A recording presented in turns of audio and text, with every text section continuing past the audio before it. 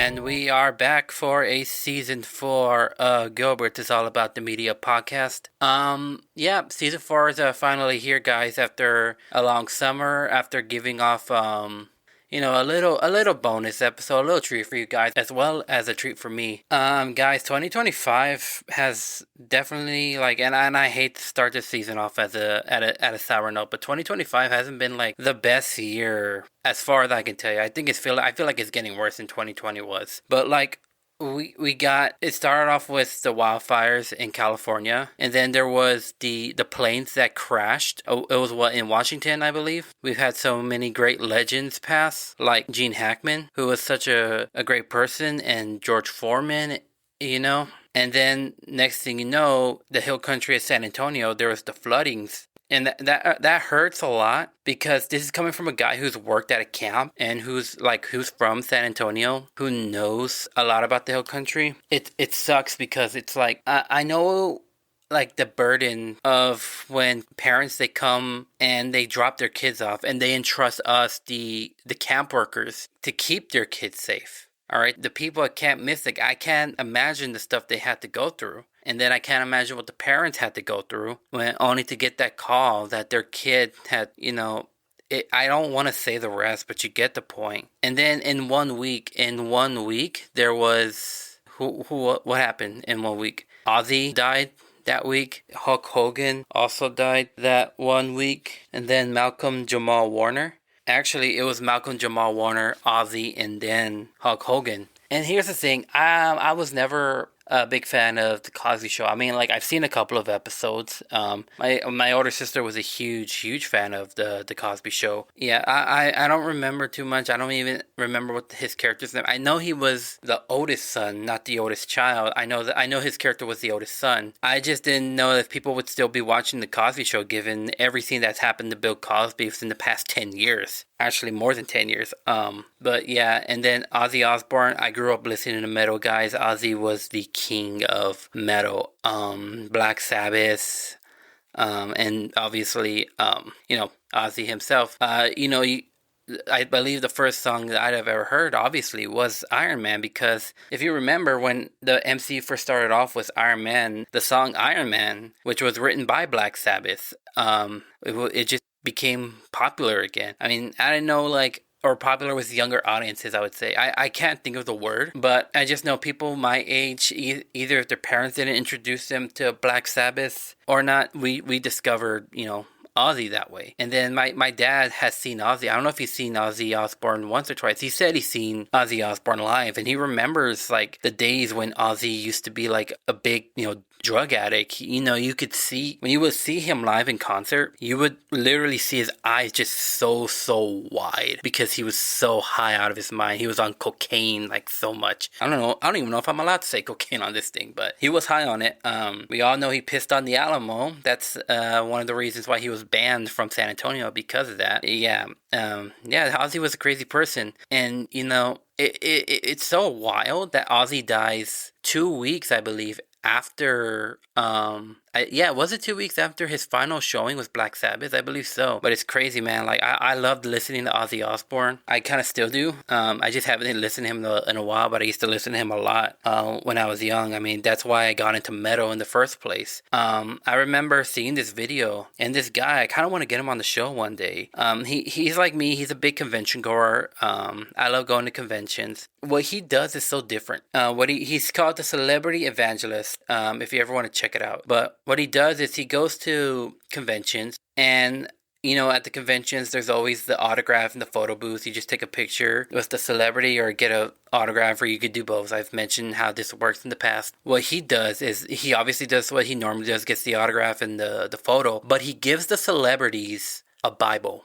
He gives them a Bible that's, what's the word? It's engraved in their name. It's he gave Ozzy Osbourne a Bible with literally his name onto it. And most of the time he likes sharing the gospel with celebrities. And I always thought that was very interesting. So one of these days I got to get him on the show, because that's something I want to talk about. Because I love going to conventions, especially when you hear that there are celebrities that are Christians out there. I think his name is Neil McDonough, who we all know.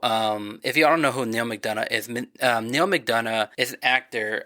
He got a lot more famous on the CW shows because he used to play Damien Dark, a character that appeared first on Arrow, then Legends, and The Flash. He was banned from, well, not banned, he was blacklisted from Hollywood because he's always said to producers, hey, I'll do the scenes, but I won't, or I'll act in the movies, but I don't want to do kissing scenes or sex scenes because he feels like he would be disloyal to his wife. I get his acting, but I also get his perspective. It's like lust and stuff like that can appear or happen even when things seem innocent. So I understand why he did that. So people like him, have faith that I would love to talk about. Sting, famous wrestler, is an open Christian. So many. Alice Cooper, definitely one person I want to meet. But this celebrity evangelist, if you're listening to this, contact me, please, because this would be an interesting podcast episode I would like to do with you. But yeah, he did talk about doing an episode and sharing the gospel with Ozzy Osbourne. Where his heart was, where Ozzy was, we don't know. He said the last 2 weeks of his life, he asked God to be his Lord and Savior, and that's what we know so far. So hopefully he is with the kingdom. And then obviously Hulk Hogan died the next day. That was an interesting week. I mean, not interesting week. That was just the worst part of the week was that they all died one day after the other that week. Michael Jamal Warner, Ozzy Osbourne, and then Hulk Hogan. I'm not a big wrestling fan. I never was, but I knew, again, Hulk Hogan was a man of faith. He got baptized, man, not too long ago, actually, like almost 2 years ago.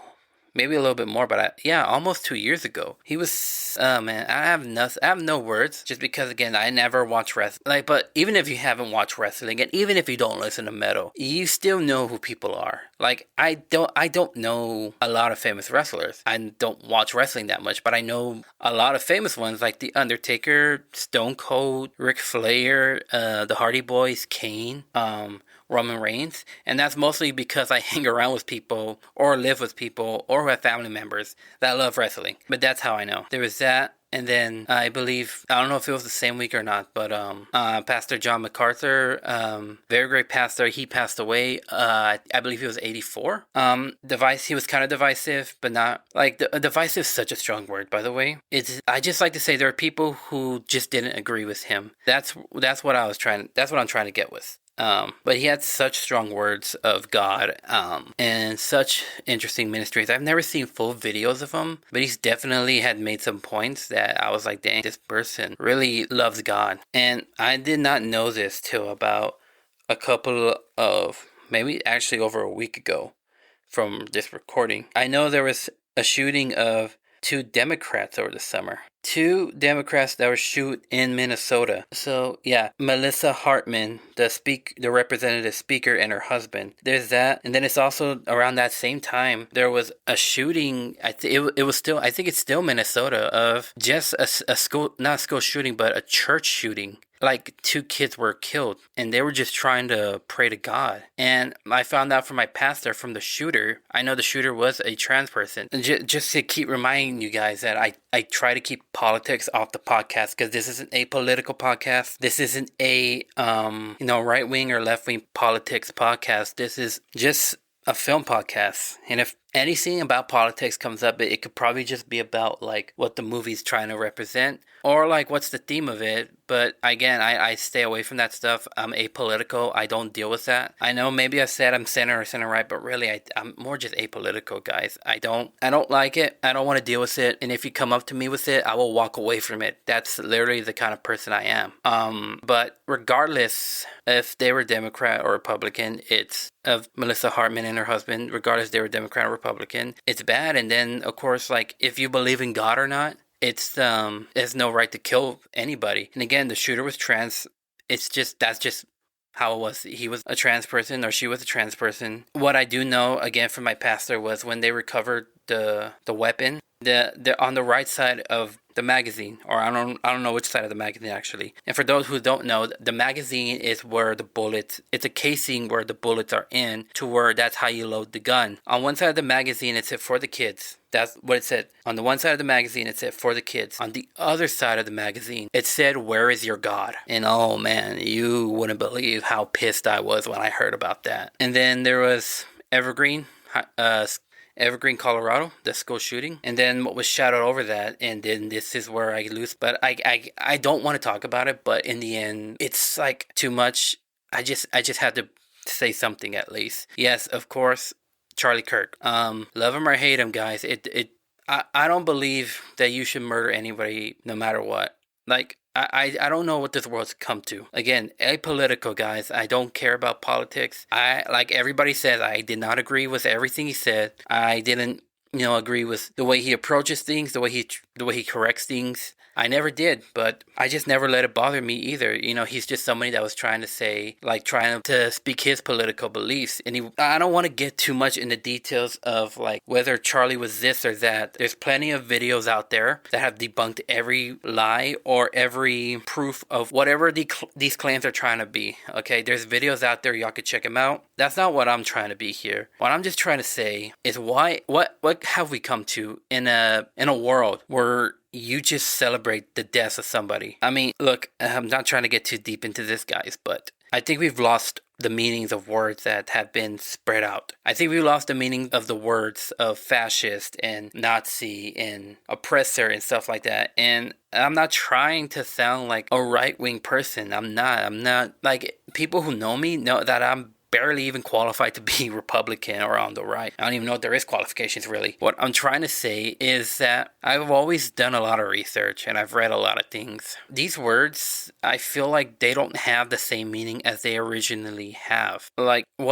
if you took a history lesson, I'm just baffled. Like, why would you want to use, like, do you ever actually, like, look up these words, or do you just use them the way others use them? That's just what I'm trying to say. Because, I mean, if I remember, like, have you seen a World War II documentary or a Holocaust movie? Because that didn't seem like what a modern Nazi would do. Or in my case, or what I'm trying to say is, that doesn't, like, if you see how the Nazis are within those documentaries and stuff, and what a Nazi and a fascist do, that didn't seem like Charlie Kirk to me. And again, I'm not gonna try to I'm not here to again just try to like be on the sides of whatever. All I'm just trying to say is somebody died in front of his wife and kids, and people are even calling to unalive his wife and kids. Like, how fucked up do you gotta be to say that? I'm sorry for saying fuck like in this manner, but I'll say it again. This world's fucked up right now. It's terrible, guys. Like I said, I didn't agree with the guy. I hardly ever, I wasn't even on his side or whatever. Like, I'm saying this as a guy who also lost a father on September 10th many years ago. My dad died September 10th, 2018. And I'm saying this, it's like, what's wrong? What happened to empathy or sympathy or stuff like that? And I know I'm gonna get that whole, he wasn't empathetic. Again, watch the videos, guys. This isn't, my podcast isn't about, disproving all that. You can watch all the videos you want. But we come to a world where it's like, man, we're full of hate. We're all full of hate. And it's terrible. I don't know. And people are just losing their jobs. Literally, they post videos of them, cheering on Charlie's death. And then the next day, they get fired. Because I remember, in high school, when social media got big. And when social media got big, we were told in a bunch of lectures and stuff that be careful what you post on the internet, because it will come back to eventually bite you. And apparently people have forgotten about that. I definitely have forgotten about that until everything was brought up. There's also one of the reasons why I don't have TikTok. But bro, I don't know. It's I feel bad that you lost the job, but in the end, this is your fault. You got yourself fired, not me. I mean, I didn't even do anything. People are just taking screenshots and video shots and sending them to their employer. Not something I would do. It's not something I would do, but I'm just speaking on myself. Because in the end of the day, words are just words. Words can disappear, even if they're on the internet. What people don't do, and I speak this as someone with common sense, is they don't ignore it. They don't ignore words. They don't move away from the words. They just let the words sink in. And that's my problem. We've had some people that actually had sympathy for him and his family, like Jamie Lee Curtis, like Stephen Colbert, like Obama. And speaking of people getting fired, Jimmy Kimmel just lost his show. And I heard it was also something else, but I don't know. But people like Chris Pratt and Zachary Levi and Coldplay and even System of a Down, though they never really gave a full thing about it. I mean, they're being actual human beings, There's something that struck out to me in church before I move on from this, because I don't want to stay on this for the entire segment. I want to go to, what I wanted to talk about long before Charlie Kirk. It's I didn't want to do this. I didn't want to start off the season this way. But in the end, it's I can't ignore it either. You're saying it's hypocritical. No, it's just how people are. But what I'm trying to get to is when I was at church and my pastor was talking about how when he posted it about Charlie Kirk, he said like he wasn't surprised at the amount of unbelievers that gave his thoughts and their thoughts and opinions on him saying pray for his family. He was more surprised on the amount of so-called Christians. That's the thing. And what he says is like, I don't care if you're on the Republican side or I don't care if you're on the Democrat side. I care if you're on the Lord's side. And that's something that no one thinks about. I don't know. It's like I'm calling it, and I haven't really been saying this, but I've been thinking about this like long before Charlie Kirk died. Like even before 2025. Is that one of these days, like if your friends are really going to show you their true colors, and I'm not even just talking about now, I mean like one of these days, it's going to come down to how the world's going to be full of shit, and it's going to be to the point where they're either going to die for you or they're going to sell you out. That's how you know, like, where your friends' true colors are formed. Not with Charlie Kirk, but something else. That's what I think is what happened. And what we know, guys, it's still September when I'm recording this. Like, it's literally the week after Charlie's death. And it's going to get worse. I don't mean the rest of 2025. I mean, like, the rest of the year. Not the rest of the year. The rest of, like, the world in history. Everything after this, it's going to get worse. And you can't expect it to get better. It's like, I wish we could all just get along, But that's just me. And, there was, the week of this, of this recording, there was this hanging that happened in Delta State of a black college kid. And, some are calling it a lynching. Some say that, because the reason why I say this is because, like, the forensics reports, both CNN and Fox News have said that there was no foul play suspected. I don't know. I'm just saying what I have so far, but this is so much. And then, Hollywood legend Robert Redford had passed away. For those who don't know, Robert Redford was an actor and director. I haven't seen much of his films. The only ones I've ever seen were The Way We Were, which is a great classic, by the way, and Captain America: The Winter Soldier. That's I think some younger fans might remember him from. And he directed a movie called Ordinary People with Mary Tyler Moore and Donald Sutherland. He won the Academy Award for Best Director in 1981. But yeah, he was such a great legend. And then I think the day before this recording, there was news about a pastor in San Diego that was shot and killed. Like I said, guys, it's just gonna get worse. You have to expect it. At this point, we just have to brace each other with open arms. Look, I'm not much of a Bible scholar, and I'm not a preacher, and I've said some bad words that I really owe God an apology for saying, like, legit. But if I remember correctly on the Sermon on the Mount, Jesus said he says that we are told to hate our enemies, but truly I tell to you, love your enemies. And I think it's something that we've all forgotten. It's hard, but we're going to try to move on from this. We have to. I'm going to get to my original idea of this episode. But if you haven't left yet, thank you for sticking around. We'll be back.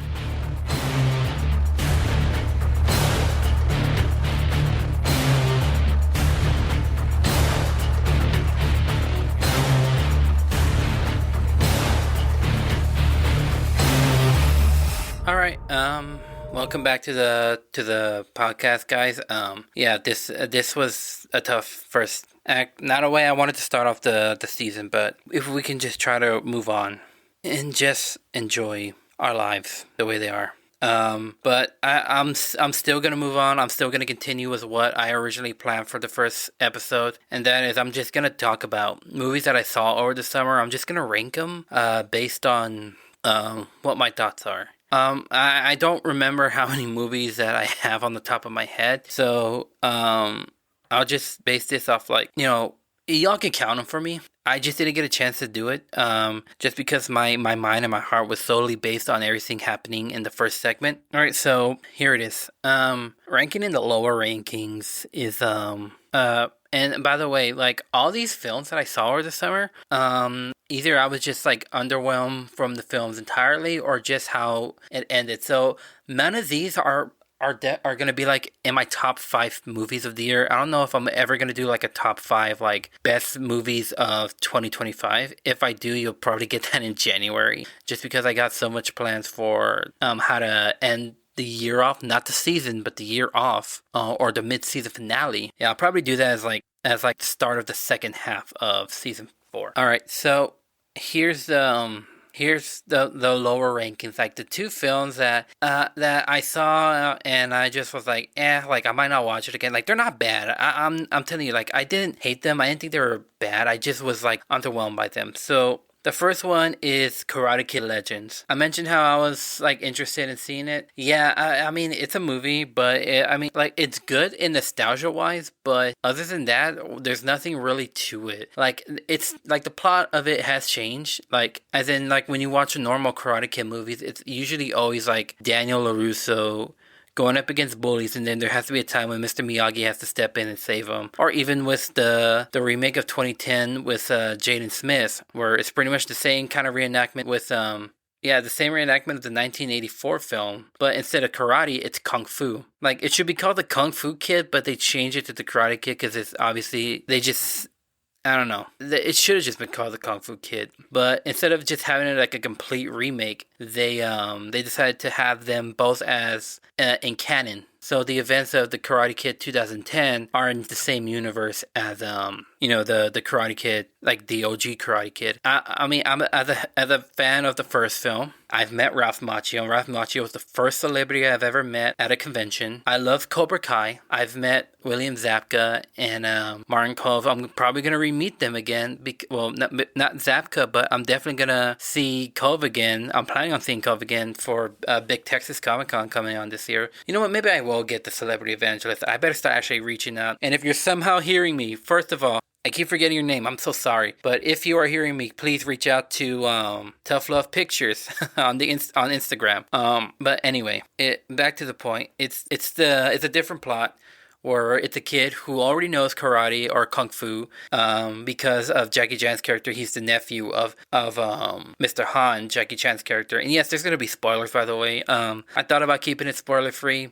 I'm not gonna go over the whole plot of these movies, but in the end, I'm just gonna give you a lot of spoilers. But in the end, he tries to teach another person not kung fu, but a style of kung fu that involves boxing. It's weird. Like you don't get all the martial arts, the true martial arts stuff, and Ralph Macchio until the end of the movie, till like the last 45 minutes, I believe, of the movie. But it has no resolution. Like the bully the bully in this film has no resolution. I don't know. It just didn't. It was like good, okay, like yeah. I may not watch that again, but it's like nostalgia wise, you like it, but after that, there's like nothing else there. Where would I rank this of all the Karate Kid films? So it would have to be the next Karate Kid, Karate Kid Legends, the Karate Kid 2010, the Karate Kid 3. I actually do like Karate Kid 3. Actually, no. Karate Kid 3, Karate Kid 2010, the Karate Kid 2. Karate Kid 2 is actually not that bad. And then, the OG Karate Kid. But that's how I would have like put it in the Karate Kid movies. I would have ranked it in the bottom 2. The other movie that's in the bottom 2 of like movies that I saw so far was Jurassic World Dominion, I believe. Like nothing there. It's just look, Gareth Edwards knows how to direct big scale stuff, and I commend them for that. The thing is that it's just like nothing is just drawn to me. Like it's always the same plot. It's like billionaire takes people to an island. And also sometimes billionaire wants dino DNA because he wants millions of dollars. So that's like, you get what I mean. Like you've seen this before. Even if it's a new scale in a new direction, it's still kind of similar. It was also because like the plots after the first, because like the first 3 movies, not Karate Kid, but Jurassic Parks 1, 2, and 3, the plots make more sense than the Jurassic World movies. Even Jurassic World, the first one, kind of has a similar plot to Jurassic Park. It does, but it still has some differences. But everything else was just like it's copy and paste. That's what it is. It was a thrill. It was great. It's great direction on a grand scale, but there's nothing really to brag home about. That's why they're the bottom 2. And they're also, again, like they're sequels to films that shouldn't really need more than 3 sequels, more than 1 sequel really. But I don't know. They're there. They made money. There you go. That's all you needed. All right. So the next set of films, I'm just going to do these three. They're films that are like, you know what? I like them. They're better. But, I mean, there's nothing else to write home about. So in this, the next film I want to talk about that, you know what? It's better than the other 2 films I talked about, but it left me wanting more. And that's 28 Years Later. 28 Years Later, Okay, story wise, it actually looked really cool. Acting wise, I actually liked it too, especially coming from the young boy who played Spike. I don't know his name.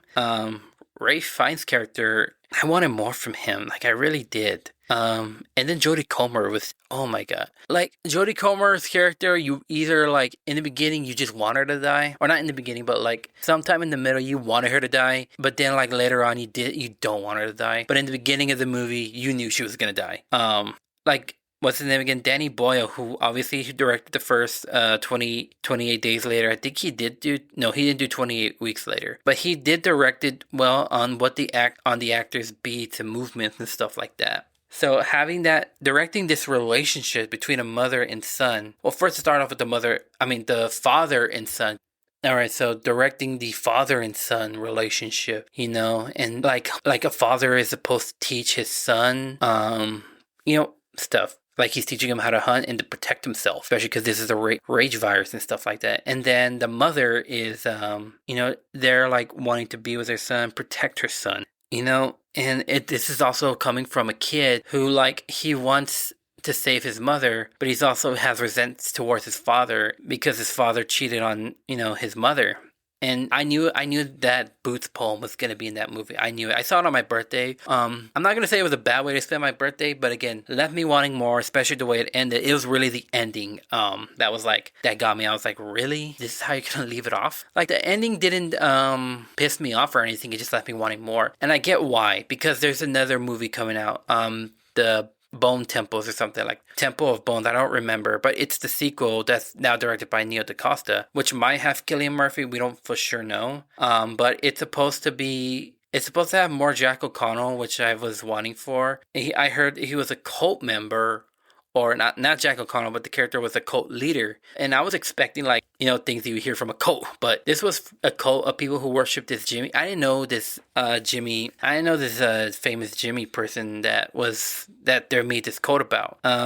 Apparently he was like some comedian or talk show host that after he died, the truth came out that he was like a very abusive person. But yeah. But you know what? Let's see if the next film that's coming out in January. Let's see if that one gives me a different perspective 28 years later. Because you know what? It had some scares. It had some gnarly kills, by the way. It's interesting. It does keep you off the edge of your seat. Like I said, like, the acting is good. The relationship dynamic between, like, Aaron Taylor Johnson's character as father, and then Spike. Again, I forgot the actor's name. It's a great. Then, of course, Jodie Comer's. I keep forgetting her name. Yeah, Jodie Comer's character as the mother. It's the dynamic that's like, oh wow, this works. Like, this works. And then Ray Fiennes, I wish he did more, but he'll probably do more later. And then moving on, the next film is How to Train Your Dragon. The remake. I love the first How to Train Your Dragon movie. I loved it. It was such a great movie, the animated film. When I heard there was a remake, I was wondering how this was gonna go. Because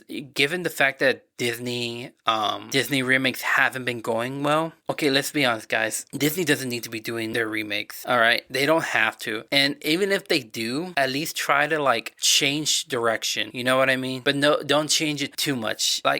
Again, don't remake your movies. But if you are going to go in a different direction, that somehow can still feel like you're keeping, or I don't even know what's the word. It's like you have that essence of the original that people loved, but you're going in a direction where we can respect. And that's kind of difficult to do. The only one that kind of nailed that is Jon Favreau for The Jungle Book. The Jungle Book kind of had a similar premise, but in a different plot holes in different direction. Even Cinderella had that as well. But everything was just, again, copy and paste. Like, it almost felt like the Cycle 1998 version, I believe. But How to Train Your Dragon, going back to that, it was similar to copy and paste, but I actually liked it. Like, the acting did not feel that similar to the original 2010, but it still felt, I don't even know how to describe it. It's like the acting was good, especially when it's coming from Gerard Butler, who voiced the original Stoic in the 2010 version. Like, yes, everything was similar, beat by beat and all that, but visually live action, it actually looked really cool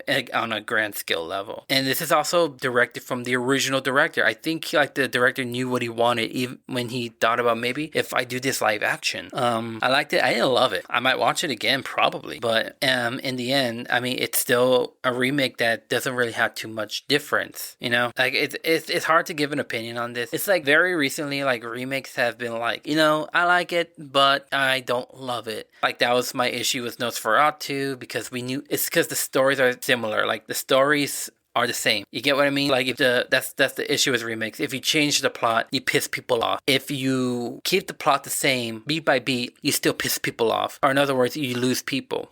That's why I always say stay away from remakes. Or even at least try to go to a direction where it still feels faithful to the first movie. But I don't know.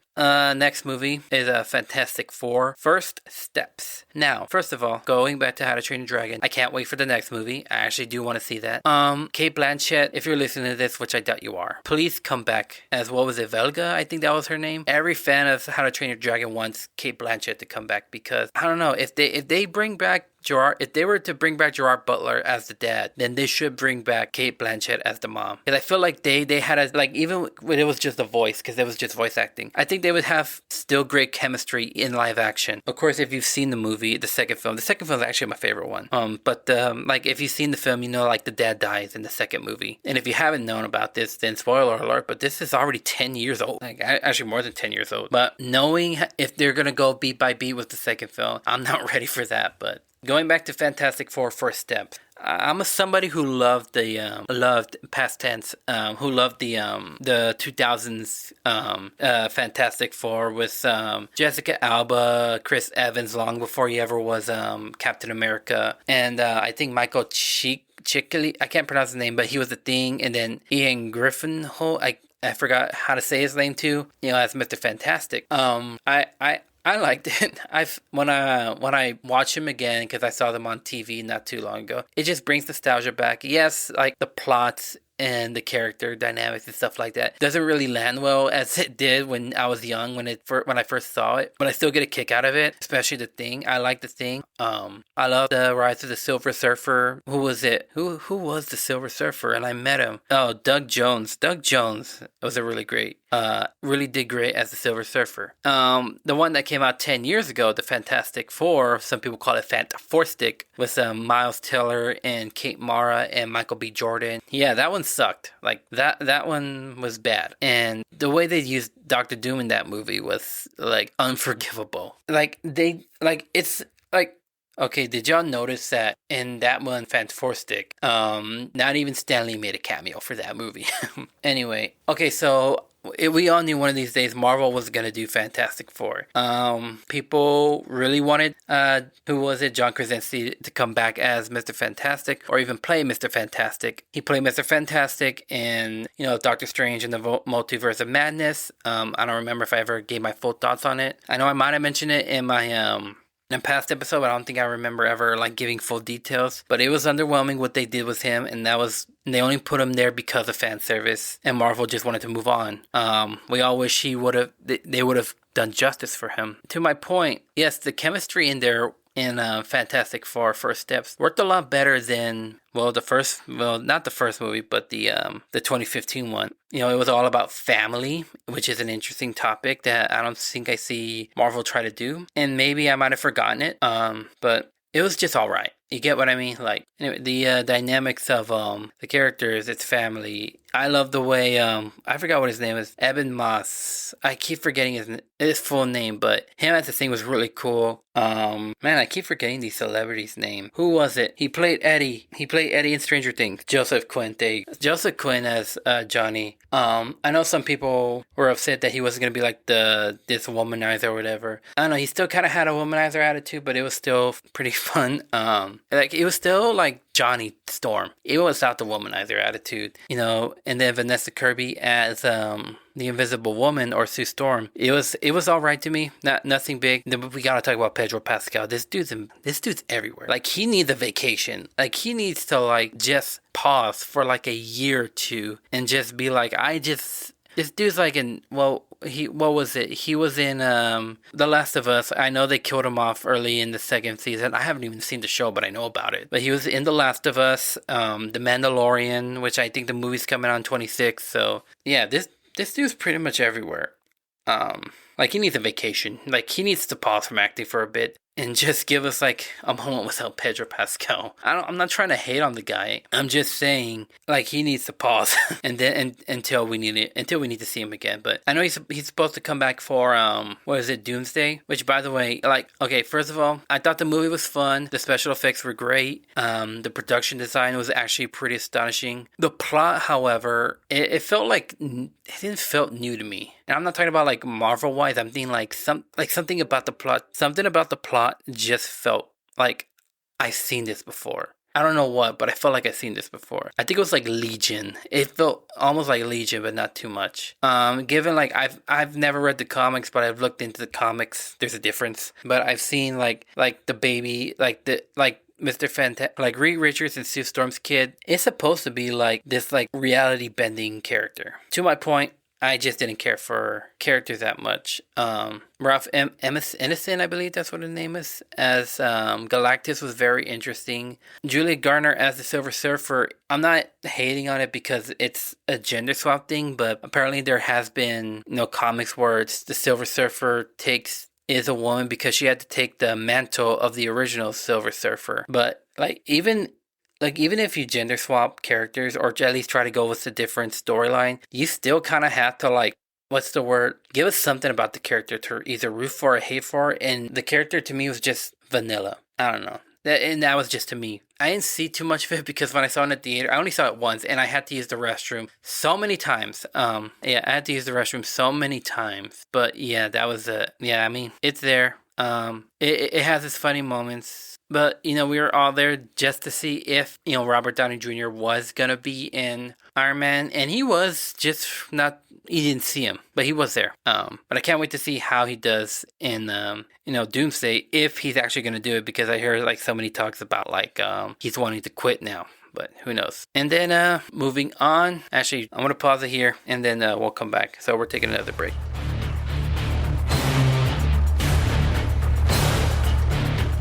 Hi, if you like our content and want to get more content, please follow us at Tough Love Pictures and as well as on our YouTube. Thank you. Alright, next set of films. This one's going to be a little bit brief. Next film is these are also superhero films, actually. So here they are. Superman is the next film, and this is when things on the list are actually getting a little bit more better. But here it is. I like Superman. Superman's never been my favorite superhero of all time, just because it's a guy who has so many powers. Even though yes, he has a weakness, which is obviously kryptonite, but from a non-materialistic weakness, his weakness is that even though he's not human, he still has a humanity in him. So harming the people he loves and all that, having the love as a human, that's his weakness. James Gunn did something different, trying to reboot this entire DC universe because Warner Brothers wasn't doing so well with the DCEU. The DCEU, I liked Man of Steel. I still watch it. It never bothered me that, Superman had to kill Zod. It's that moment where it's what do you do? Like I said earlier, I don't advocate murder and stuff like that, but that's the moment where it's somebody who's evil, but you have that heart where it's I can't kill it. I cannot take another life. Get what I mean? I cannot take another life, but there are innocent people. There's this universalist thing where it's to kill the one to save the many. That's what it is. This movie, yes, was a lot different. David Cornsweet, definitely Superman. He's Superman. You get what I mean? What I hated about this movie was not the movie itself. It was the audience that pisses me off. Like I said, I hate politics. I'm apolitical, but people put their politics onto this movie and it pissed me I'm not gonna say it, but it pissed me off. People are either calling it woke, or people are saying it's not preachy enough. When obviously James Gunn was not going for preachy. That's the thing. Why can't a movie just be a movie? Why do y'all want a political message involved in it? It was never that. It was never like that. So look, I'm tired I'm just gonna say this right now because it's just pissing me off now. People cast people. Okay? Doesn't matter if they're black, white, or Asian or whatever. People cast people. Alright? And if a cast happens to be predominantly white, That's not the directors or the studio's fault, okay? It's just they just had a better acting. I don't know. They saw something in their acting that they liked, regardless of color or whatever you want to put it. But can't people just let it go? Like for once, or maybe for the rest of time, because this is the other thing. I hate that politics was around this movie, and people were trying, like, there was like okay, so yes, there was a political war in the film between the two countries. I mean, because obviously it felt similar to real life experience, but that's not what James Gunn was going for. But people are taking it in a whole different manner. Like, that's why I say, when you go to a movie, turn your political brain all the way off and just watch it. That's it makes it easier for everybody. But the effects were nice. Guy Gardner, that's portrayed by Nathan Fillion, I think that's how you say it. I love that guy. Makes it terrific. Obviously, the standout character. Like we said, David Cornswet, that's the Superman and Clark Kent. You know, I didn't grow up watching the Superman and the Christopher Reeves movies. I grew up watching the show. I've only seen the first two Christopher Reeves movies, and I think that's all I needed to see, because I know, Superman 3 and 4 are, the worst of the bunch. But I mean, I liked it. I thought it was funny. I wish I saw it again. Nicholas Hoult, I wasn't a huge fan of the Lex Luthor, but you know what? This is just the first movie, so who knows what could happen. I'm curious at how James Gunn is going to do all this, because he didn't want to do what's the word? Like an origin story, because we all know the origin. The only thing I didn't like was like them changing the reason why Superman's parents sent him to Earth. Like, in case y'all don't know, they sent him to Earth to reproduce the Kryptonian race. Once that message was found, everybody assumed that he's an invader and an R-worder, I guess you could say. But acting was great. Some standouts there. Crypto, that CGI dog, I love. I'm an animal person. I've had cats. I love dogs.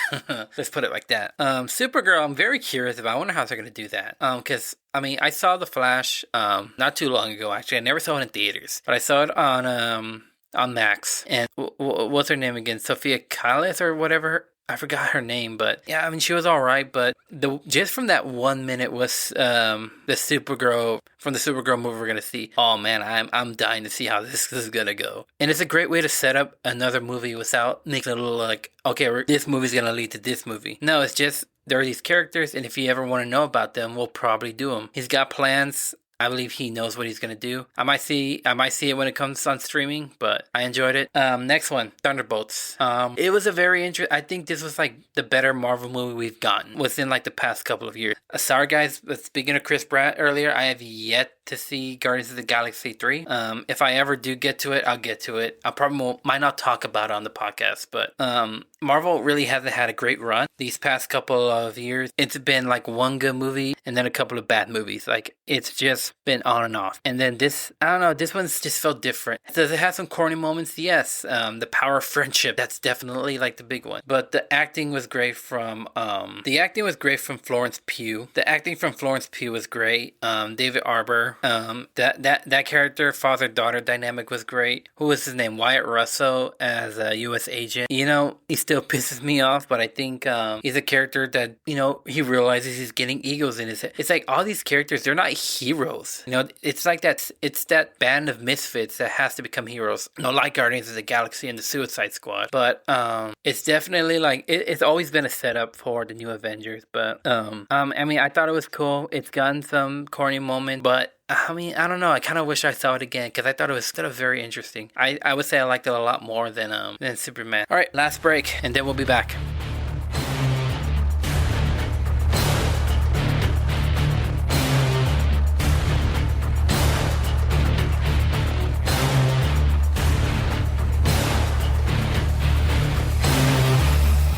All right, and these are the top 3 movies, and guess that I saw this year. And they're all horror films. Like I said, they've had some underwhelming things. I'm not trying to like make some complaints or all that. I'm just saying, like, no movie is perfect, but they always just leave me wanting more. All right, and third place is Together. Together is a freaky movie. If you like body horror, this is the movie for you. If you don't like body horror, we'll see what happens from there. It stars Alison Brie and Dave Franco as a couple, which I never even knew they were a married couple in the beginning. I thought I was cultured, but apparently I'm not. But either way, that dynamic of them being an actual couple and then being in, having this couple that's like going through hard times, like, this is definitely like it's a great character. It's a great relationship dynamic with these characters. Especially the theme of like not wanting to be apart from each other when, especially because the movie's caught together. It's just freaky. I just never liked the way it ended it.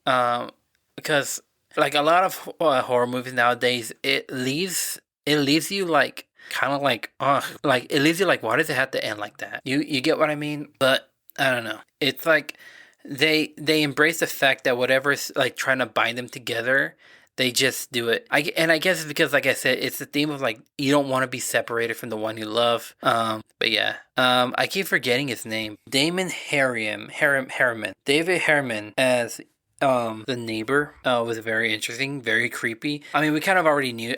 Like from a distance, like, oh, this is kind of like the bad guy of the movie. But everything was kind of predictable with his character. But I mean, well acted. It was written really, really well. I can't wait to see what else this director will have. But again, the way it ended, it left me wanting more. But I would recommend it if you are a huge fan of body horror or horror in general. The next movie, that's second place right now, is Weapons. I don't know if I've ever stated in the past, and I know I kind of brought up Barbarian once in an old episode, but I don't think I've ever fully gave my full thoughts. But I gotta look back into it. But in case I might have, or y'all might not have known, I was not a huge fan of Barbarian. I mean, I did not like Barbarian at all. Like, I get the theme of the movie. Okay, here's the thing: the way it was written out was good. That's what I give its credit for. Like, its writing was good. The twists and turns that Zach Cregger does is interesting. My issue with Barbarian was the inbred incest thing. That's like I can't look at that. That like inbred incest stuff. Like I can't like deal with that. And especially like with this woman. I want to say monster creature, but she's actually a woman who is the product of multi-generational incest. I want to gag just saying that. It's like, I get where it was going for, but in the end it just never landed for me. Weapons, however, is a completely different film that has different themes, but I liked it more than Barbarian. Maybe some people like Barbarian more, but I prefer it over Barbarian. Who is it? Aunt Agnes. That character was spoiled for me before I ever got to see the movie. So thank you, internet. I hate you now. But that performance was very haunting. I know there's like talks of wanting to nominate her for Best Supporting Actress. I don't think that's gonna happen. And if it does, it would be a miracle. But don't give your hopes up for horror films to now make its way to the Oscars. Even though, yes, we had 3 big ones: Alien Romulus, The Substance, and Nosferatu getting nominated a lot in within this recent Oscar season. But don't expect too much. Like, Sinners is still like in the contender, and the award shows hasn't even happened yet. But anyway, Weapons was really great. The story, the planning was so good. The effects were a little bit for me. But the editing was good. The shots were amazing. The scares, like, the thing about the scares, guys, like, I don't get when people say that movie wasn't scary. And I'm not talking about Weapons. I mean, like, in a lot of films. Like, what scares you? Like, you're like, this is what I don't get. It wasn't scary. What is trying to scare you? That's something you're not asking yourself. What is trying to scare you? This movie didn't scare me. Okay, what was it trying to do to scare you? Or are you just watching it like in like the screen to eye or the eye to screen lens, versus are you thinking about it? Like, people are like,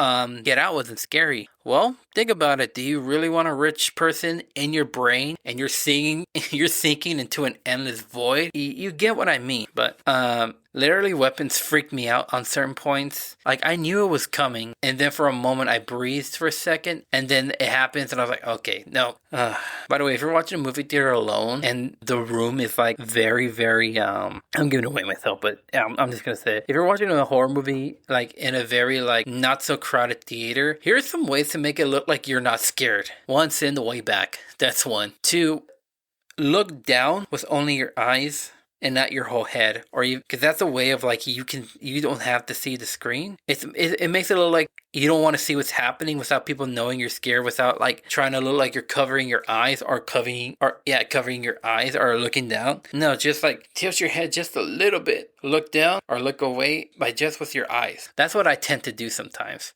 but still, I get spooked. Josh Brolin, Julia Garner. I mean, those characters are really great, and I really do love Josh Brolin's performance as the dad wanting to find out what happened to his son, even though in the movie his son's I'm gonna say he's a little shit. He's a little shit.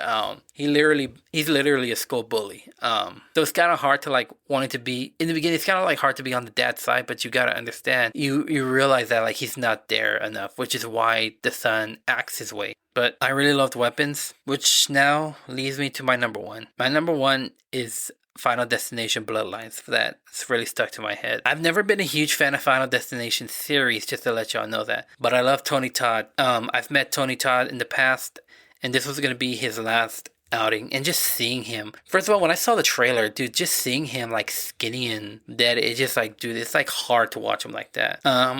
This plot was very interesting. Just how it goes instead of like the normal, like somebody has a vision that saves some people but gets a lot of others killed. And then eventually those people who survived end up dying. Like it's different. It's different because this is like death finishing what it started in the first place. You can never try to make sense of it though. That's the only issue I'll say. The reason why it's the number one spot is just because of Tony Todd. That's the main reason. But also another reason is that this movie definitely has the best kill, the most memorable death scene, and not in the entire series, but as well as like in the entire horror movies that I've seen so far. Counting Aunt Agnes from Weapons, back to it, because the way Weapons ended it was laughable, which I know that was probably intentional, but also like very cool at the same time. But we all know the death scene I'm talking about for Final Destination Bloodlines. If you don't, here's a spoiler. And by that, I mean get off. But if y'all don't care, so there's this character who was actually not supposed to die. Like he was not part of Death's list. Because remember, those that die are on Death's list. Like those who are supposed to die are not exist. Eric, the character, and I known about, man, I keep forgetting the actor's name, but he came out in The 100. I really loved him in The 100. But his character was always meant to exist and wasn't intended to die. But he tried to do something to prevent everybody else from dying. And in doing so, Death decided to put him on the list and had him get killed by an MRI machine, where you see his nose piercing goes off, his ear piercing goes off, his nipple piercing goes off. And at that moment, people were like, that's gotta be it, right? Nope. Apparently he had a piercing down there. And oh my gosh, dude. I could not stop laughing. Like, literally, I could not stop laughing. That literally was engraved in my mind that entire, like, ride home from the theater. And, you know, seeing Tony Todd one last time was a thrill. I mean, I met Tony Todd. We were mainly talking about The Flash. He used to be on The Flash. He was the voice of Zoom, which was a villain from that season. But, oh man, he was such a cool guy. Rest in peace, man. Yeah. Oh, man, it'll be a year since he passed. It's so cool. But this is literally what I got, guys. Like I said, this was not the way it started. It was not the way I wanted to start off the show. I didn't. But if we can just try to get along, the thing I always hear is it's chaos. Be kind. Love your enemies, please. I know that's hard, but it's something that we all have to just live. Enjoy life. There's a human in everywhere in this world. Everybody's a human. Nobody's perfect. You can't expect perfection. But, if you've listened to everything after the first segment, I thank y'all. And let's just try to move on from this. Move on from madness. But, you know what? You guys are awesome. I love you all. And if you're listening to this, have a good night, morning, day, whenever you're listening to this. Thank you all so, so much.